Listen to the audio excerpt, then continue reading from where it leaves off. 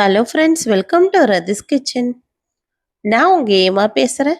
இன்னைக்கு நம்ம சேனலில் ஒரு சிம்பிளாக சுலபமாக செய்யக்கூடிய சிக்கன் கிரேவி எப்படி செய்கிறதான் பார்க்க போகிறோம். ஃப்ரெண்ட்ஸ், இந்த சிக்கன் கிரேவியை இது போல் ஒரு முறை செஞ்சு பாருங்கள். ரொம்ப டேஸ்டியாகவும் இருக்கும், ரொம்ப சுலபமாகவும் செஞ்சிடலாம். இந்த ரெசிபி எப்படி செய்யலான்னு வீடியோக்குள்ளே போய் பார்க்குறதுக்கு முன்னாடி நம்ம சேனலில் முதன்முறையாக பார்க்குறீங்கன்னா சப்ஸ்கிரைப் பண்ணிவிட்டு கூட பெல் ஐக்கனை கிளிக் பண்ணிவிட்டு பாருங்கள் ஃப்ரெண்ட்ஸ். அப்போ தான் நான் போடுற வீடியோலாம் உங்களுக்கு நோட்டிஃபிகேஷனாக வரும். இப்போ வாங்க வீடியோக்குள்ளே போகலாம்.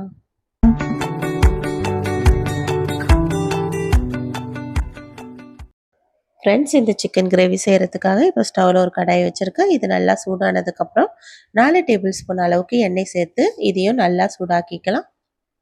எண்ணெய் நல்லா சூடாகி வந்ததுக்கப்புறம் 5-6 பல்லு பூண்டு தோலை உரிச்சிட்டு சின்ன சின்னதாக கட் பண்ணிவிட்டு சேர்த்துக்கலாம். இந்த பூண்டு சேர்த்துட்டு ஒரு 10 செகண்டுக்கு இது போல் நல்லா வதக்கி விட்டுடலாம். பூண்டோட பச்சை வாசனைலாம் போகணும். அந்த அளவுக்கு ஒரு 10 செகண்டுக்கு வதக்கி விட்டதுக்கப்புறமா இப்போ நம்ம இது கூடவே 1/2 ஸ்பூன் அளவுக்கு சோம்பு சேர்த்துக்கலாம். சோம்பு பொரிஞ்சு வரட்டும். பொரிஞ்சு வந்ததுக்கப்புறமா கருவேப்பிலை கொஞ்சமாக சேர்த்துக்கலாம். இதெல்லாம் சேர்த்துட்டு அடுத்ததான் இதில் மீடியம் சைஸ் வெங்காயம் 2 எடுத்து சின்ன சின்னதாக கட் பண்ணிவிட்டு சேர்த்துக்கலாம். இந்த வெங்காயத்தோட பச்சை வாசனைலாம் நல்லா போகணும். நம்ம சேர்த்துருக்க பூண்டு வெங்காயம் இதெல்லாம் நல்லா கலர் மாதிரி இந்த பச்சை வாசனை போகணும். அந்த அளவுக்கு நல்லா வதக்கி விட்டால் போதும். இப்போ வெங்காயம் நல்லா கலர் மாதிரி வந்ததுக்கப்புறமா மீடியம் சைஸ் தக்காளி 3 எடுத்து சின்ன சின்னதாக கட் பண்ணிவிட்டு சேர்த்துக்கலாம்.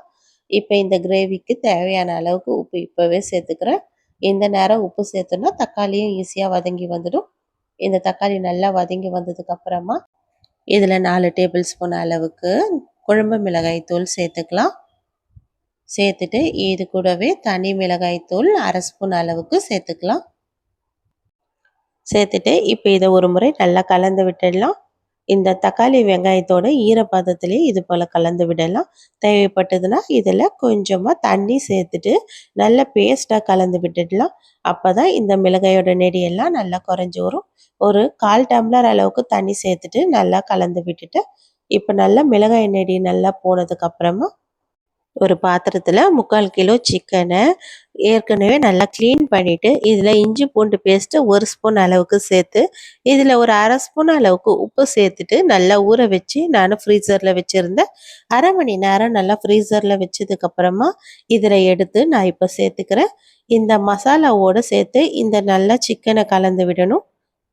இது போல் நம்ம ஃப்ரீசரில் வச்சு நம்ம சிக்கனை நம்ம செய்யும் போது சிக்கன் நல்லா சாஃப்டாக இருக்கும்.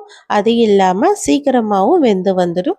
இந்த மசாலாவோட கலந்து விட்டதுக்கப்புறமா ஒரு மூடி போட்டு அப்படியே மூடிடலாம். இந்த சிக்கன் நல்லா அப்படியே கொதிக்க ஆரம்பித்து ஒரு 15லேருந்து 20 நிமிஷத்துக்கு அப்படியே நம்ம மீடியம் ஃப்ளேமில் வைக்கணும். அப்போ தான் நமக்கு சிக்கன் நல்லா சாஃப்டாக வெந்து வந்துடும். இந்த சிக்கனை இது போல் நம்ம தண்ணி சேர்க்காம தானே நம்ம ரெடி பண்ணோம். ஆனால் எந்த அளவுக்கு தண்ணி விட்டுருக்கு பாருங்கள்.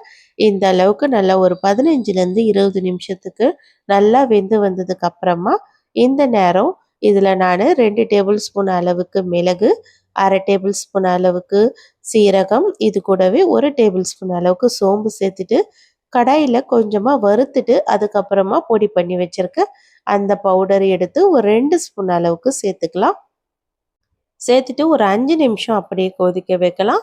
இது நல்லா ஒரு 5 நிமிஷத்துக்கு எண்ணெய்லாம் நல்லா பிரிஞ்சு வந்ததுக்கப்புறமா செமி கிரேவி ஆனதுக்கப்புறம் நான் கொத்தமல்லி தூவி ஸ்டவ் ஆஃப் பண்ணி விட்டுடுறேன். உங்களுக்கு தேவைப்பட்டதுன்னா இதை நல்லா கொஞ்சம் ட்ரையாக கூட நல்லா செவக்க வச்சு எடுத்துக்கலாம்.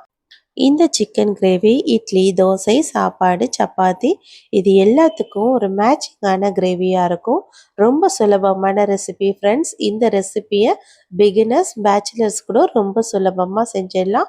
கண்டிப்பாக நீங்களும் ட்ரை பண்ணி பாருங்கள் ஃப்ரெண்ட்ஸ். ட்ரை பண்ணி பார்த்துட்டு எப்படி இருக்குன்னு எனக்கு மறக்காமல் கமெண்ட் பண்ணுங்கள். இந்த வீடியோ பிடிச்சிருந்தால் லைக் பண்ணுங்கள். மறக்காமல் நம்ம ரதிஸ் கிச்சனையும் சப்ஸ்கிரைப் பண்ணிவிடுங்க. தேங்க்யூ.